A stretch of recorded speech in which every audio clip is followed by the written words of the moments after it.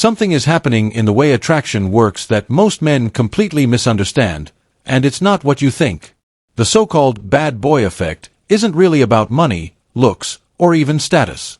It's something deeper, something most people never consciously notice. Yet it changes everything in real time during interaction. The common explanation is always too simple. People say he wins because he doesn't care, because he is confident, because he is distant. But these are just surface observations.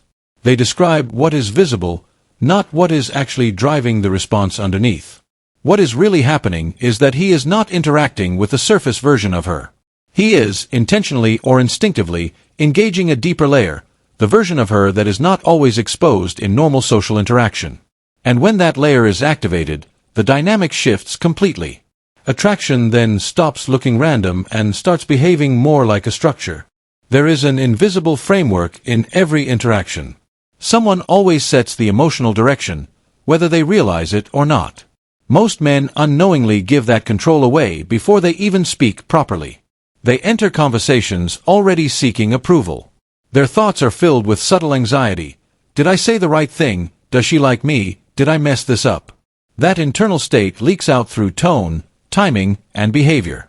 Even when words are correct, the energy is not aligned. Human perception is extremely sensitive to this mismatch. When someone's internal state, tone, and behavior do not match, it creates a subtle feeling of instability. Not something she analyzes logically, but something she feels instinctively. Now compare that to a man who is internally settled. He is not trying to be evaluated. He is not adjusting himself based on reactions. He enters the interaction as someone who is observing, experiencing, and engaging, not auditioning. That shift alone changes everything. Because now he is not reacting to her presence, he is participating in it. His words are not filtered through fear. His expressions are not dependent on approval. He is simply present. This is where frame control begins. One person unconsciously submits to evaluation, while the other unconsciously defines the space.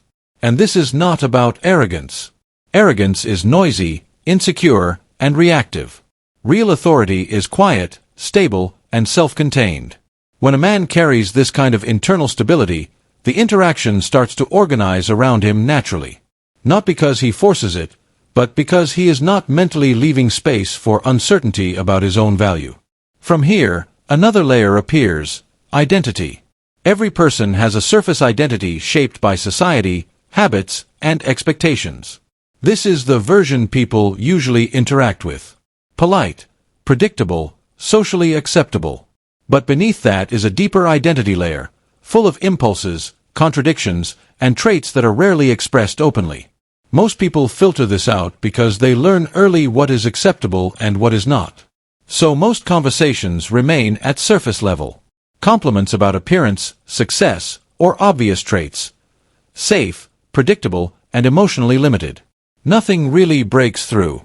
But when someone begins to interact with a deeper identity, not by guessing or pretending, but by sensing complexity, it creates a different kind of response. Not because the words are magical, but because the orientation is different. Instead of reacting to what is shown on the surface, he is engaging with what might exist underneath. That creates curiosity. It creates internal movement. It makes the interaction feel less like routine and more like exploration. For example, instead of staying in predictable topics, the conversation shifts toward interpretation, perception, and personality layers. Suddenly, the interaction feels less scripted and more alive. The person feels noticed in a way they are not used to. And when someone feels seen beyond their surface identity, they start leaning into that interaction, not because they are being convinced, but because something in them is being reflected back. But another dynamic is always at play: permission seeking. Most interactions are built on silent approval loops. One person waits for signals, the other waits for reassurance, and nothing really moves forward with certainty. This creates hesitation in behavior. Even simple decisions become indirect. Instead of leading, people start asking for permission in disguised ways. And that reduces perceived strength. Because value is often associated with selectivity. When someone appears overly flexible, it signals lack of direction. Not in a moral sense, but in how presence is perceived. A different approach breaks this loop. Instead of constantly adjusting for approval, the person moves from internal clarity. Decisions are made with direction, not hesitation. Invitations are given, not requested for validation.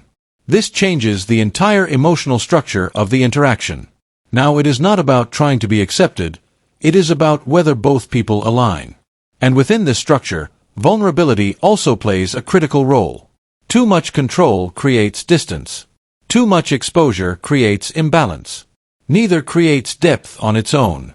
What creates depth is controlled expression, small, contained moments of honesty that are not exaggerated or over-explained. Just enough to signal depth, not enough to lose structure. Because the mind naturally focuses on incomplete information. When something is hinted at but not fully revealed, it creates curiosity. And curiosity leads to emotional engagement. Over time, this builds a layered perception of a person, stable but not predictable, open but not fully exposed. That balance is what sustains interest without forcing it. All of these patterns point toward one thing: authenticity. Not performance, not technique, not strategy, but internal consistency expressed externally. When a person stops constantly adjusting themselves for approval, when they speak without filtering every word for acceptance, and when they hold their standards without apology, something shifts in how they are perceived. Not because they are trying harder, but because they are no longer performing. Attraction, in the end, is not about imitation or control. It is about presence. And presence becomes strongest when nothing unnecessary is being added, and nothing real is being suppressed.